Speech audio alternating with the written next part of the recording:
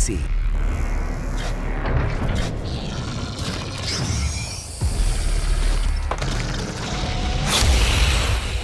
When you make a game like Doom, you spend so much time playing it, and I know a lot of fans have spent a lot of time playing it, and to be able to step into the world is like the most exciting part of VR. We wanted to put the player here and really build an experience that you know, takes advantage of the key aspects of virtual reality. This time you're a cybernetically enhanced member of the UIC. Marty, tell us what the setup is. Yeah, so you actually play a scientist, Dr. Peters, who is part of the BFG program, bringing the BFG to existence. In that facility, if you're familiar with that, that's a research facility that you fight through and you get the BFG in. So the game starts there, and you're being killed as Dr. Peters, and have your consciousness transferred to kind of their backup computer system, and through the course of the game you get to transfer that consciousness to different kind of computer systems and technical vehicles. Most of the game is still about combat. We love combat. That's what Doom's all about. So you get to inhabit kind of this badass security robot that has all the guns and all the kind of killing power that you would hope a Doom game lets you wield. We wanted to specifically take advantage of some of the opportunities that you have in VR. Being the Doom Marine and the Doom Slayer is such a focused experience. The Doom Slayer, he doesn't fix stuff. He doesn't play an engineer. He doesn't pick locks. He doesn't hack things. But those are things that we thought were really cool opportunities for VR, and we wanted to do something different with VR.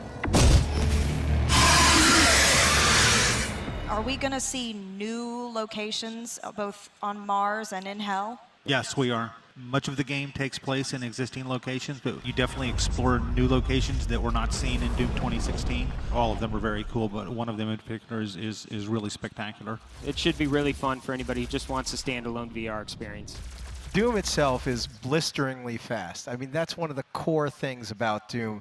What are the challenges of bringing that kind of speed and that kind of intense, non-stop action to VR? Primary mechanism is teleportation.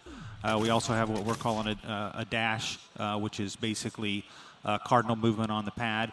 But if you've watched the trailer for Doom VFR or you've played it in the demo booth, you see that the action is really fast because the teleportation isn't like a blink. It's, you know, we rush you through the world, and we play into that for the glory kills from Doom 2016. If you get a demon in stagger mode, you can actually snap your teleportation to him and you rush forward and telefrag him. You know, a lot of good glorious jibs and blood.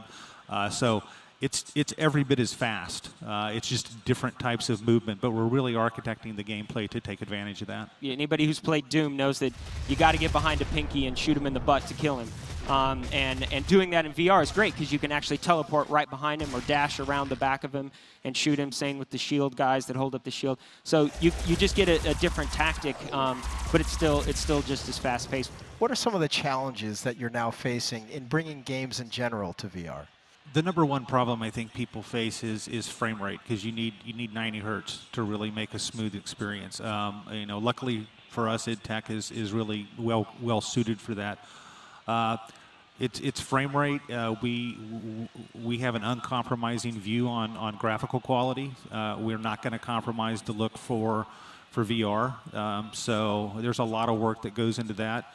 A lot of R&D into, again, movement and just general gameplay type things, and how technology kind of touches the whole experience.